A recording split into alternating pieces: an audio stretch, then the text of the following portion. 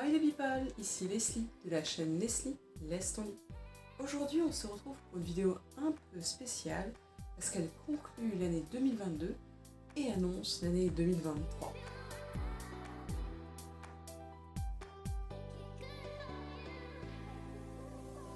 Aujourd'hui on se retrouve pour cette vidéo où c'est un Leslie Laisse son lit, je suis dans mon fauteuil favori, pour conclure effectivement cette année. Je ne l'ai pas fait l'année dernière parce que c'était compliqué l'année dernière en fait, mais cette année, voilà, j'avais décidé de me relancer dedans et je suis très contente de l'avoir fait parce qu'effectivement je m'étais lancée en 2021, mais 2020 pour l'année 2021 côté Bugeaud, et je m'étais arrêtée, j'avais abandonné clairement au printemps, quelque chose comme ça, et je m'étais dit si je veux reprendre, je reprendrai, ce que j'ai fait, et je suis très fière, fière, contente de moi d'avoir continué et persisté jusqu'à atteindre une nouvelle année en étant productif toute l'année. Et oui, alors effectivement j'avais pas le concours etc, mais j'avais eu quand même mon alternance à faire, plein de choses personnelles à gérer, c'était pas forcément facile, mais voilà, que ce soit personnellement ou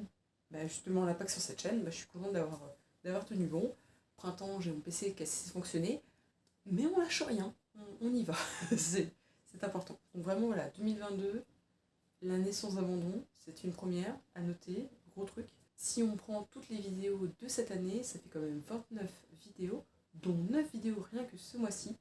Donc finalement très productive, en sachant que je prends la vidéo que vous regardez actuellement, LinkedIn, toutes les petites vidéos par-ci par-là, je prends tout en compte. En décembre, j'ai vraiment décidé de faire un Lilymas beaucoup plus productif, voire on pourrait même ajouter les 2 vidéos de fin 2021 qui annonçaient côté Bujoli mon retour et tout ça.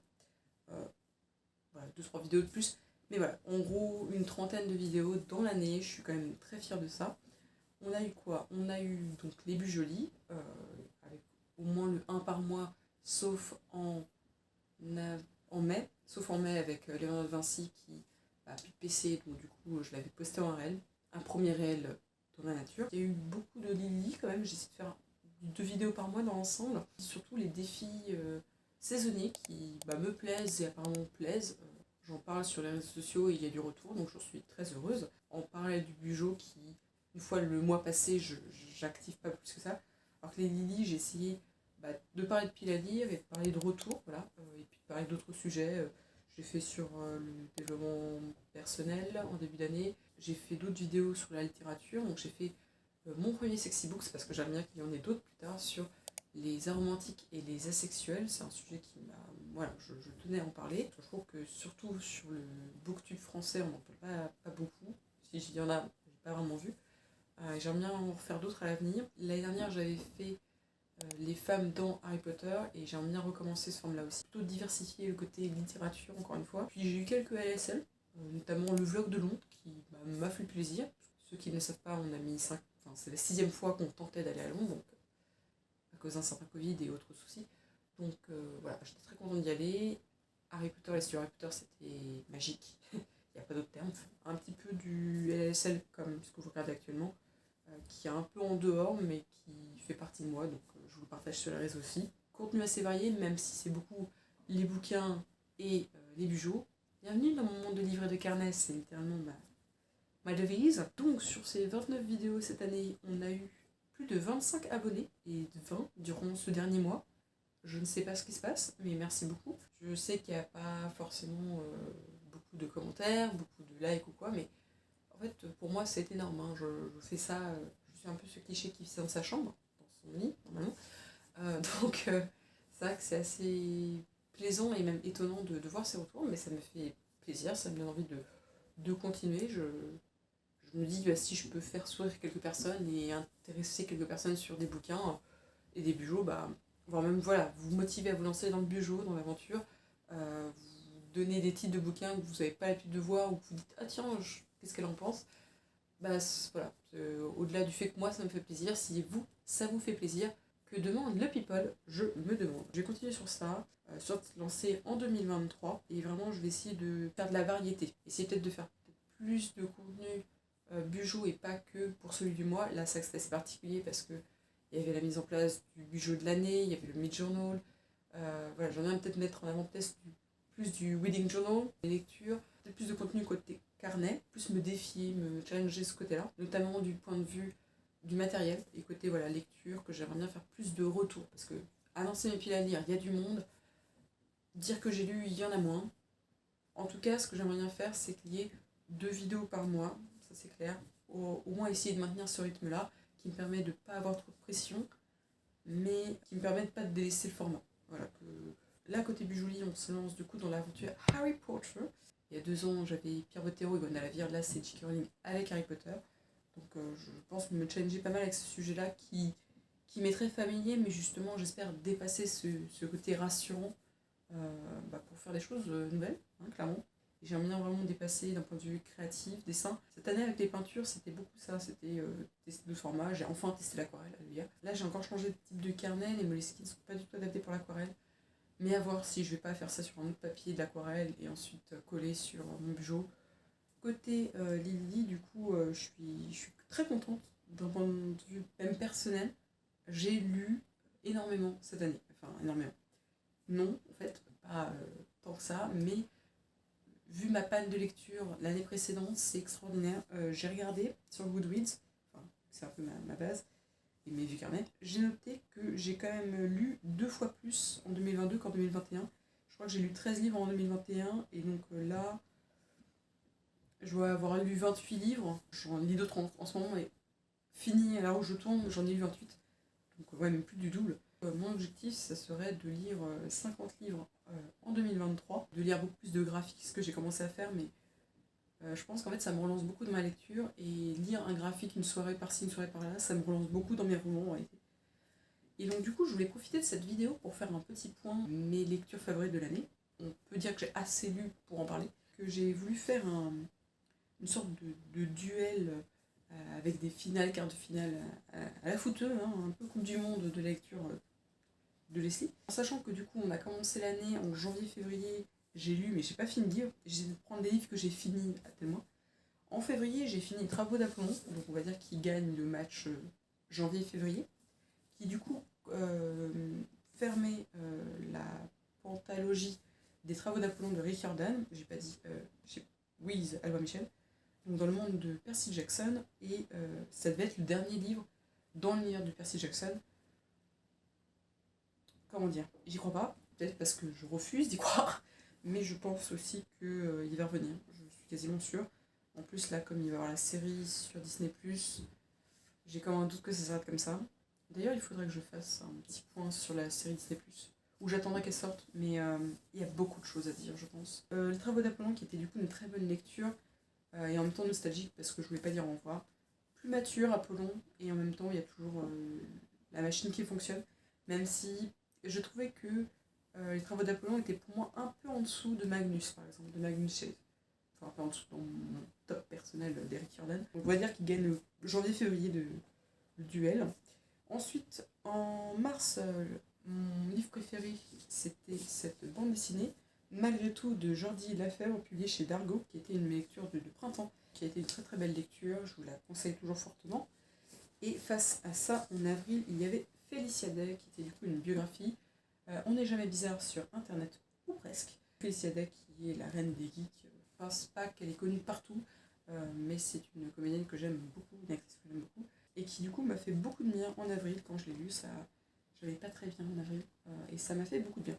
Donc les deux sont une très bonne lecture, mais j'ai préféré retenir Félicia Day. Elle m'a vraiment fait beaucoup de bien, et vu que j'ai mis plus de temps à lire, elle m'a plus marqué que finalement Malgré tout, qui a été et qui a trôné longtemps dans ma bibliothèque en facing, mais je pense que Félicia Day m'a plus marqué mentalement à cette période-là. Donc, on a en mai, alors je ne l'ai pas sur moi, je l'ai rendu à la médiathèque, c'était Blanc autour, qui était une bande dessinée, je vous mettrai là le livre en question, qui je vous conseille fortement. C'était une lecture là pour le coup, un peu comme Malgré tout, je l'ai lu d'une traite et je tombais même par hasard dessus, mais c'était une très bonne lecture.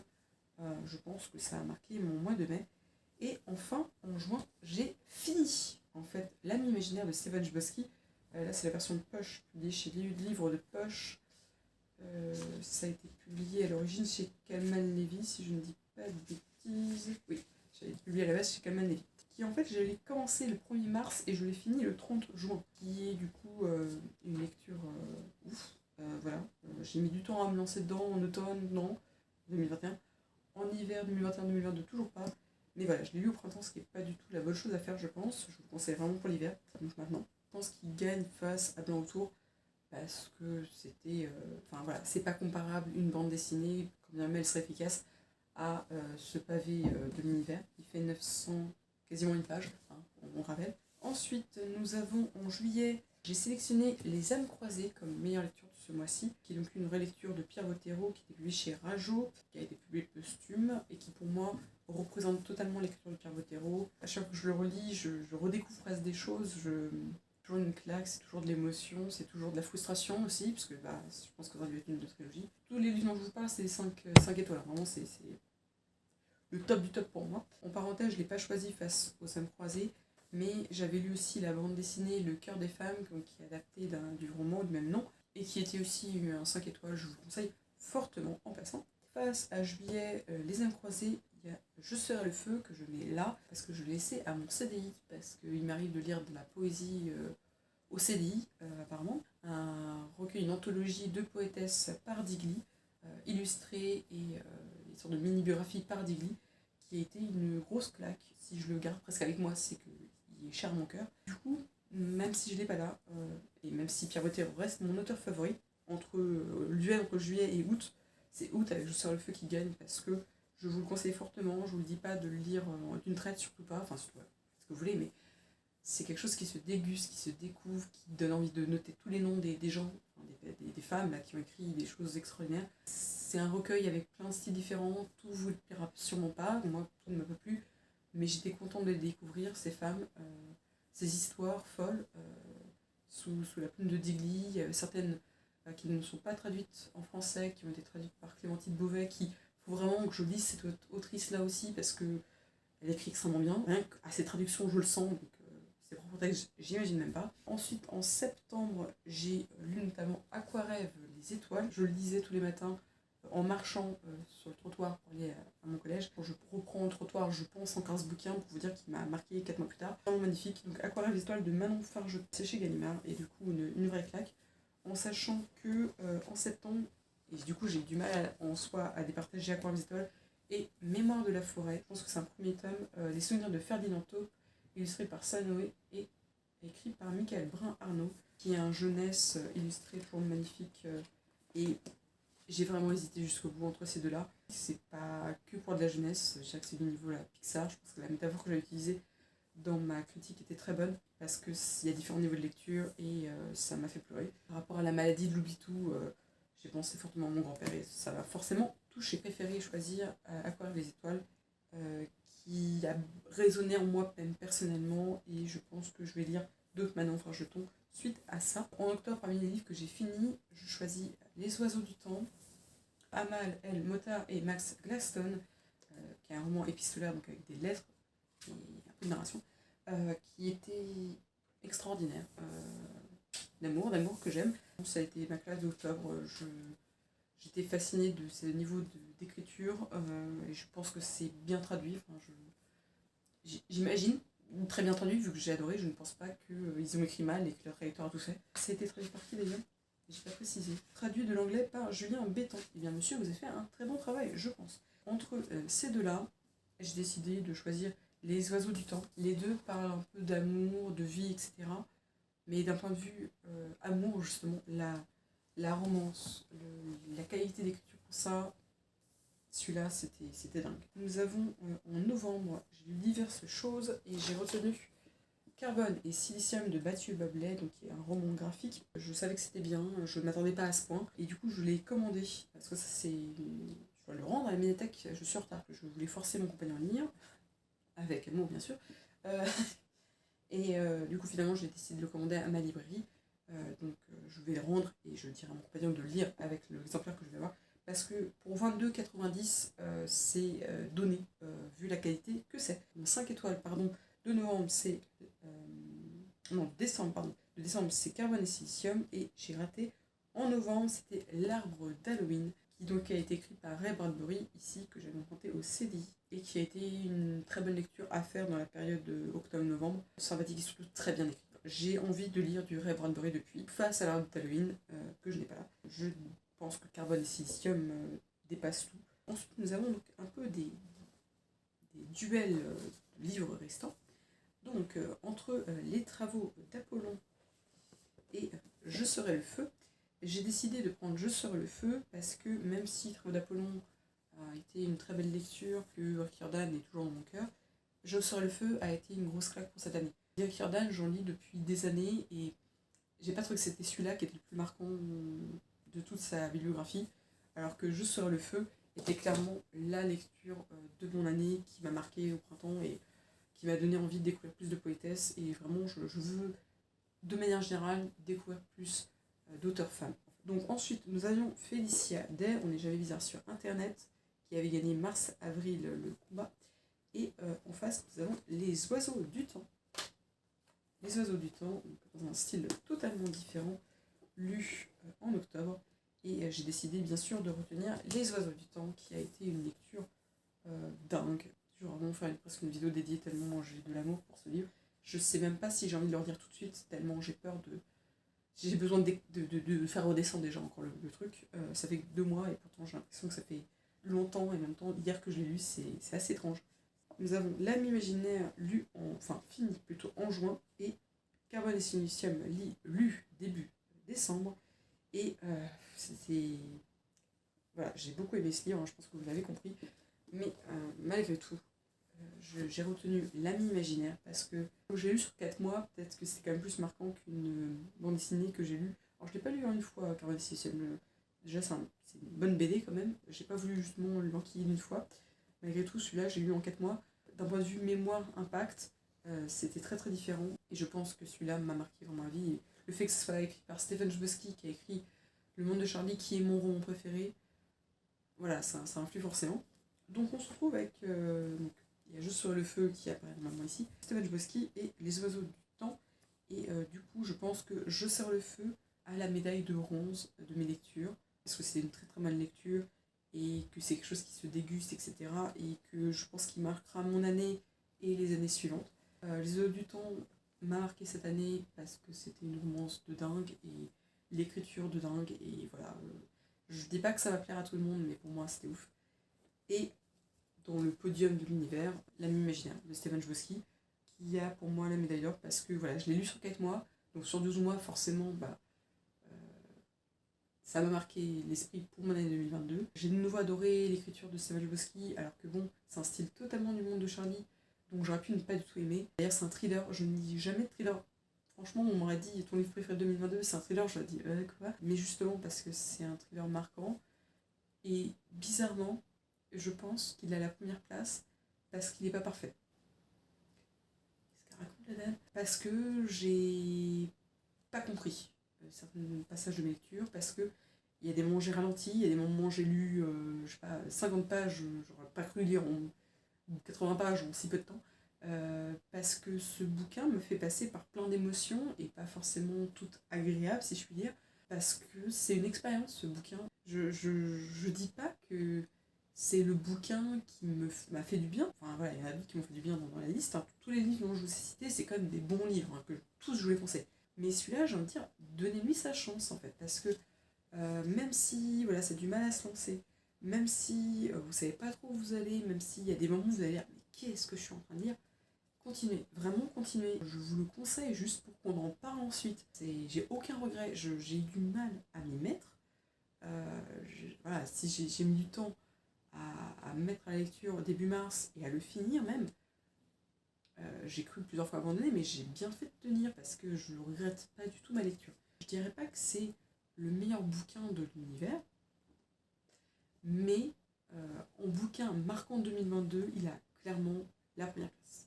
Donc voilà, là c'était un peu les avis de lecture, mes meilleures lectures en fait, de 2022 qui m'ont le plus marqué. J'ai sélectionné aussi mes pires lectures, hein, tant qu'à faire, de l'autre côté du panier. J'ai noté le manuel d'Épictète qui m'a ennuyé à mourir. Microméga de Voltaire qui n'était clairement pas ma tasse de thé.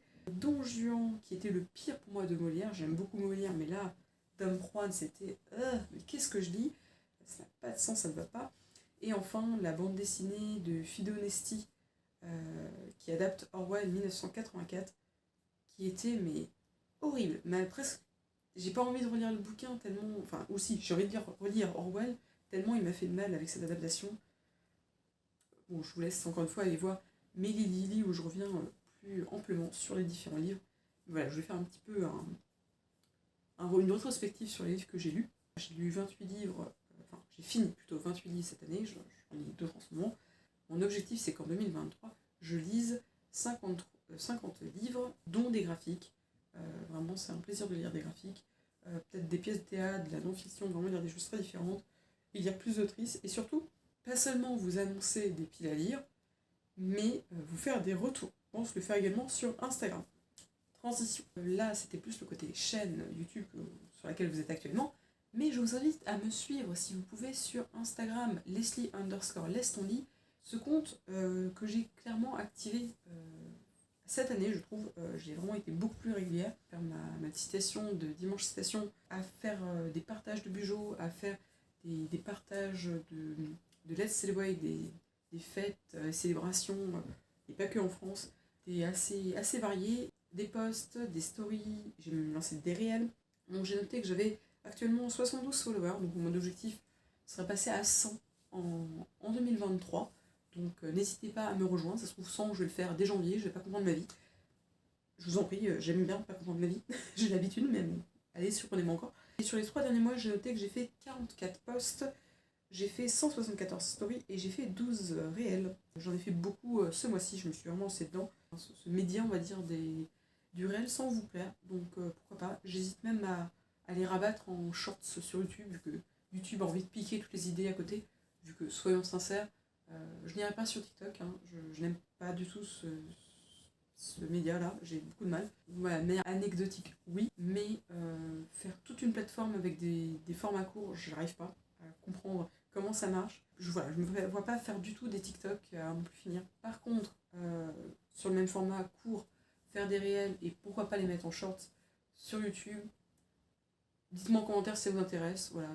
Malgré tout, je pense continuer de faire des réels. Il faut juste que je trouve des bonnes idées pour ça. Et d'ailleurs, le top de ce qui a été vu sur mon compte Instagram, c'est le réel au salon du livre et de la presse jeunesse, qui a été vu, j'ai noté, 2238 fois, peut-être plus maintenant, à l'heure où je tourne. J'ai pas compris. Alors je sais que beaucoup de gens sont allés au salon. Je sais que Britney Spears plaît, c'est la musique que j'utilisais. Non mais vraiment, Oops, I Did It Again a bien marché. Alors que c'était un réel clairement improvisé de ma vie. Donc, contente. Hein, et je vais essayer de trouver d'autres bonnes idées et pas juste faire des réels de je sais pas ce que je fais de ma vie. Ça, c'est ce que je vais continuer à faire. Mais il y a des formules qui vont changer. Et donc là, je pense que j'ai fini plus ou moins ma partie bilan de l'année 2022. Et je vais annoncer plutôt ce qui s'annonce. Annoncer ce qui s'annonce.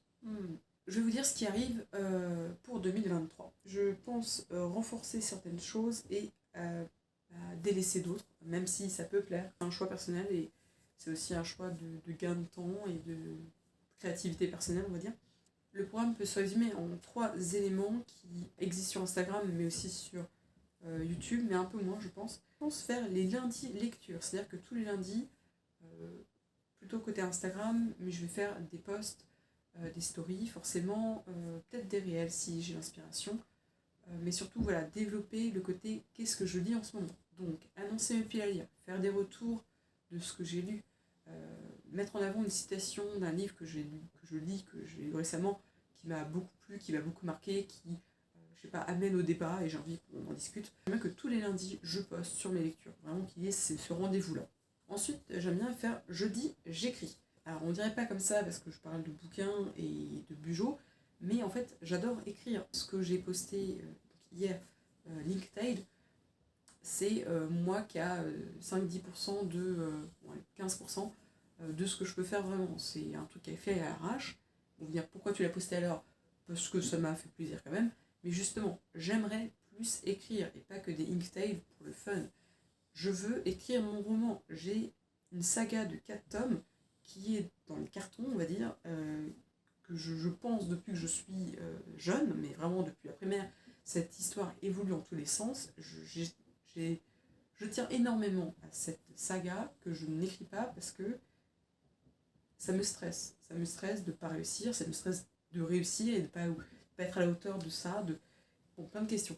Malgré tout, je sais que je veux l'écrire. Je regretterais si je ne le fais pas. Donc je me suis dit, il faut que j'ai un rendez-vous. Donc pourquoi pas le jeudi, j'écris ou j'écris. Je pense écrire les mercredis, les week-ends, et le jeudi notamment, je mettrai en avant ce que j'ai écrit. Vraiment me motiver, grâce à vous, à écrire plus, à trouver ma routine d'écriture. Et vraiment, c'est un de mes plus gros objectifs en 2023, c'est d'écrire au moins mon premier jet de mon premier tome. Il ne sera pas parfait, évidemment, il y aura besoin de bêta-lecture non plus pouvoir, je le sais, mais au moins il sera fait. Et je pensais notamment pour alimenter tous ces jeudis, parce que j'aimerais bien vraiment que ça soit tous les lundis lecture et tous les jeudis j'écris, reprendre, j'avais fait des prompts, des idées de sujets tout le mois de novembre, parce que je voulais pas faire le challenge d'écriture National Novel Writing Month. Et donc j'avais inventé une sorte de nano-waimo. Et donc j'aimerais bien reprendre ces éléments-là, et du coup vous en proposer 30 comme ça. Ça pourrait être sympa. Et vraiment, si je n'écris pas, si un jour je saute, un jeudi j'écris, vous venez m'engueuler en MP. Bizarrement, je vous remercierai. Oui, c'est un peu bizarre que ça. Mais vraiment, il faut que j'écrive mon livre. Ce n'est pas possible. Je sais pas pourquoi je m'auto-sabote à ce point. Ce n'est pas normal. J'ai pas cadré forcément les bujots, mais je pense que je continuerai de partager les bujots. J'aimerais bien notamment faire un défi lancé par Jessie Cohen, A Year of Planning, faire du bugeot toutes les semaines. Et voilà, c'est très important pour moi de continuer le bugeot parce que ça me fait beaucoup de bien, ça me challenge, etc. Mais vraiment, la casquette autrice, vous ne la voyez pas, et je ne comprends pas comment vous ne pouvez pas la voir. Alors que c'est en vrai quelque chose qui me définit beaucoup, l'écriture, depuis que je sais écrire. Depuis que j'invente des histoires en vrai, mais sous le format écrit, c'est particulier. Je veux réécrire des poèmes, je veux écrire des choses, mais je veux surtout écrire mon roman d'abord. Donc voilà, lundi lecture, jeudi j'écris, et enfin samedi sortie, sur YouTube notamment. Mon nouveau jour de publication, ce sera plus le mercredi, ce sera le samedi, parce que peut-être vous n'avez pas remarqué, parce que là décembre c'était un peu devenu nimp, je sors peut-être toujours mes vidéos le mercredi, c'est à chaque fois au moins rythmé, mercredi vidéo, une semaine sur deux, et dimanche citation. Donc le dimanche citation, je ne pense pas le garder. J'ai tenu une année entière, je suis quand même plutôt contente de ça, mais c'est vraiment très chronophage. Je pense que je partagerai plutôt des citations que je découvre lors de mes lectures, une fois de temps en temps les lundis, pour le lundi lecture. Mais du coup, le samedi sorti, c'est que un samedi sur deux, sur YouTube, je sors une vidéo, ce qui ferait du coup 2 vidéos en moyenne par mois. Soit je fais bien des vidéos YouTube, soit peut-être je ferai des réels. Je dis pas que tous les samedis il sortira quelque chose, mais au moins j'essaierai que tous les lundis, jeudis, il y ait quelque chose sur Instagram, et vous ayez au moins 2 vidéos par mois les samedis sur YouTube. Voilà, c'est un peu ma seule promesse que je peux vous faire cette année. J'espère vraiment vous proposer du contenu qui me ressemble, qui n'est pas de mauvaise qualité. Donc je veux pas faire du travail bâclé, je veux que mes montages s'améliorent. Là j'ai quand même beaucoup amélioré mes génériques, j'ai amélioré toute ma structure, mes inserts. J'essaie de faire quelque chose de beaucoup plus qualitatif. J'apprends et donc je fais mieux, hein, c'est logique. Mais voilà, pas de vous poser quelque chose au rabais, parce que moi j'aime bien quand je trouve du contenu de qualité, donc je vois pas pourquoi j'en proposerais pas de même facture.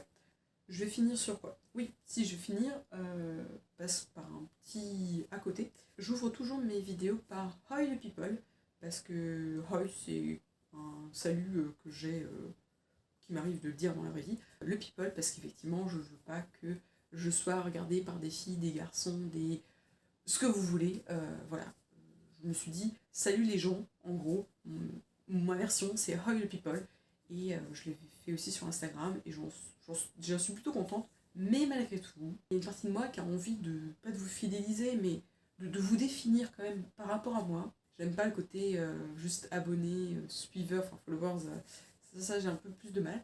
Mais je me suis dit, qu'est-ce que je pourrais faire? Donc finalement, c'est pas dit que ça reste, c'est pas dit que c'est bien, c'est pas dit que... Voilà. Mais j'ai décidé de transformer ça en Hi les lectambules. Alors non, je n'ai pas remis d'articulation, même si parfois on se demande. Lectambule, donc ça vient de emboularier du coup de noctambule, hein, se balader, marcher. Sauf que ce soit la noctambule, ceux qui marchent dans la nuit, etc. Vous êtes pour moi des lectambules, parce que lectus, c'est l'étymologie de lit. Du coup voilà, j'ai Leslie, laisse ton lit, je l'atteins mon fauteuil, soyez fiers de moi. Du coup je me suis dit, pourquoi pas des promeneurs de lit, ça n'a aucun sens, j'adore. Donc les lectambules, voilà. Salut les lectambules, j'espère que je vous verrai bientôt dans d'autres vidéos en 2023 du coup. Et merci à toutes celles et ceux, et voilà, tout le monde qui m'a suivi en 2022, cette année qui s'achève. Si c'est qu'un j'aime, si c'est qu'un petit commentaire, même mes petits emojis de vue jolie, vraiment merci beaucoup. Je passe du temps à faire ces vidéos et ça me fait plaisir, donc voilà, bien sûr. Mais avoir vos retours juste par ces petites interactions-là, faites aussi sur Instagram parce que vraiment ça me fait un plaisir immense. Moi aussi je suis souvent très silencieuse par rapport aux gens que je suis sur les réseaux, mais quand vraiment je kiffe un truc, je commente et vraiment toujours je me dis quand c'est good job, je like. Et vraiment c'est toutes ces petites choses qui font du bien aux créateurs, créatrices. Et voilà, je peux quand même me définir comme créatrice de contenu, de vidéos notamment. Donc merci à tout le monde, à tous mes lectambules, mes promeneurs de lit. Mais bien sûr, toujours à la fin, je finirai par la même catchphrase. Likez les vidéos, commentez, partagez, abonnez-vous si ce n'est pas déjà fait. Allez me voir sur Instagram. Vraiment, ensemble, on va faire encore des choses géniales, je pense. N'hésitez pas à partager vos propres lectures, vos propres thèmes de Bujo. J'attends vos idées et on va communiquer, on va créer tout ça ensemble. Leslie et Estonie sont un peu une communauté de joie avec tous ces lectambules. Je vous dis à très vite, en 2023, encore une fois. Et n'oubliez pas, laissez votre lit.